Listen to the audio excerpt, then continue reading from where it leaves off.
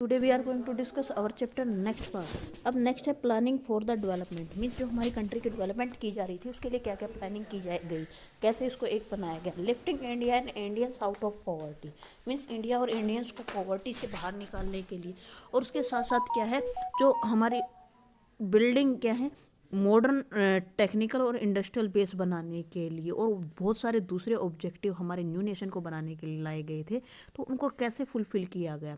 In 1950 the government setup a planning commission. 1950 में government एक planning commission setup करती है जो हेल्प करता है एजुकेट सुटेबल पॉलिसी, जो क्या करता है सुटेबल पॉलिसीज इकोनॉमिक डेवलपमेंट करने के लिए एजुकेट करता है, मतलब नई नई पॉलिसीज लाता है जिसके थ्रू क्या है डेवलपमेंट की जा सके।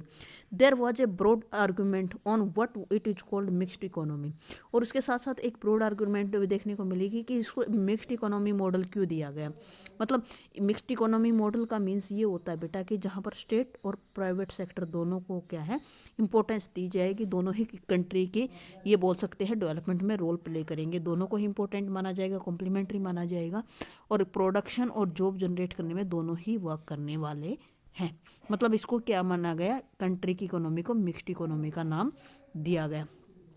उसके बाद अगर हम बात करें तो specially those who were be which industries, मतलब जो प्लानिंग कमीशन था इसका काम क्या था, इसका रोल था कि which industries should be initiated by the setup, कौन सी इंडस्ट्रीज हैं जिनको स्टेट सेटअप करने वाला है, विच बाय द मार्केट, कौन सी मार्केट के द्वारा, how achieve balance between different regions and state, जो अलग अलग स्टेट और रीजन थे उनके बीच में जो डिफरेंस था उसको कैसे इक्वल किया जाएगा, was defined by the planning commission. Planning commission ने इन्हीं सारी चीज़ों के ऊपर वर्क किया।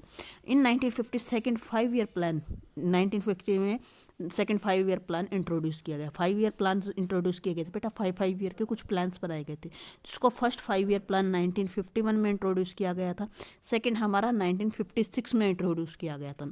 This focus on strongly on development of heavy industry. इसमें क्या है जो हैवी इंडस्ट्री थी चाहे iron and steel, building material, dams वगैरह बनाना, इनके ऊपर ज़्यादा फोकस किया गया था। This sector would be under the control of state, ये स्टेट के अंडर रहने वाले हैं। This focus on the heavy industry, और हैवी इंडस्ट्रीज के ऊपर फोकस किया गया। और उसके साथ साथ क्या था हमारी इकोनॉमी को रेगुलेट करने में, गाइड करने में, इकोनॉमिक पॉलिसीज़ को लागू करने में कुछ डिकेड्स आपको पता है 10 ईयर का एक होता है, तो कुछ डिकेड्स मतलब यहाँ 30-40 ईयर की बात हो रही है, कुछ ईयर्स तक ऐसे ही काम चलता है। This approach had been made strong spotters and sub vocal cities. इसकी वजह से क्या है कुछ स्ट्रॉन्ग स्पॉटर और वोकल सिटीज बनाने में भी हेल्प मिली। उसके बाद आप अगर आप देखोगे तो यहाँ पर क्या है, यहाँ पर जवाहरलाल नेहरू का फोटो दिखाया गया है इस वाली पिक्चर में, जहाँ पर ये जवाहरलाल नेहरू हैं। ये क्या है भिलाई स्टील प्लांट, जो कहाँ है छत्तीसगढ़ में, सोवियत यूनियन की हेल्प से बनाया गया था, वो 1959 में लगाया गया था।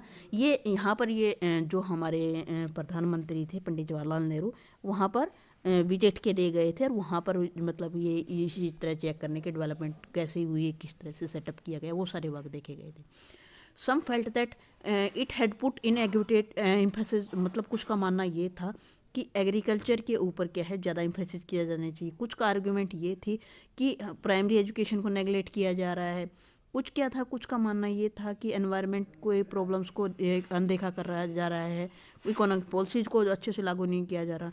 महात्मा गांधी फॉलोअर मीराबेन 1949 में उनका मानना था कि साइंस और मशीनरी है वो दोनों ही इंसान के लिए क्या है अच्छे गैजेट हैं, और उनके से क्या है बहुत सारी ये बोल सकते हैं कि इकोनॉमिक ग्रोथ हो सकती है।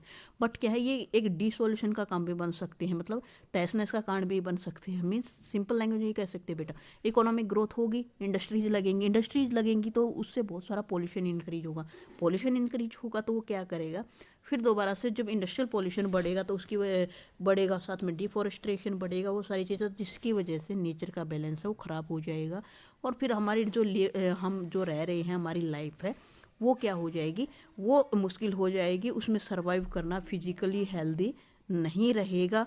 तो इसीलिए क्या है हमें क्या करना है, ग्रोथ तो करनी ही करनी है, साथ में हमें क्या है मतलब ग्रोथ भी होनी चाहिए, साथ में क्या है जो हमारा एनवायरमेंटल बैलेंस है वो भी बनाए रखना चाहिए। जब दोनों चीज़ें होंगी ना बेटा तभी क्या है हमारी कंट्री आगे बढ़ पाएगी, नहीं तो कुछ टाइम बाद क्या है इन्वायरमेंटल प्रॉब्लम ज़्यादा हो जाएंगी, और फिर वही हैं वो एनवायरमेंटल प्रॉब्लम जो देखने को मिलेंगी, तो फिर वो बहुत सारे एरियाज़ में क्या है नेगेटिव थिंग्स या नेगेटिव सेटअप देखने को मिलने वाले हैं। तो ओके स्टूडेंट्स, आज हम यहीं तक करने वाले हैं बेटा। Okay, bye bye, have a nice day.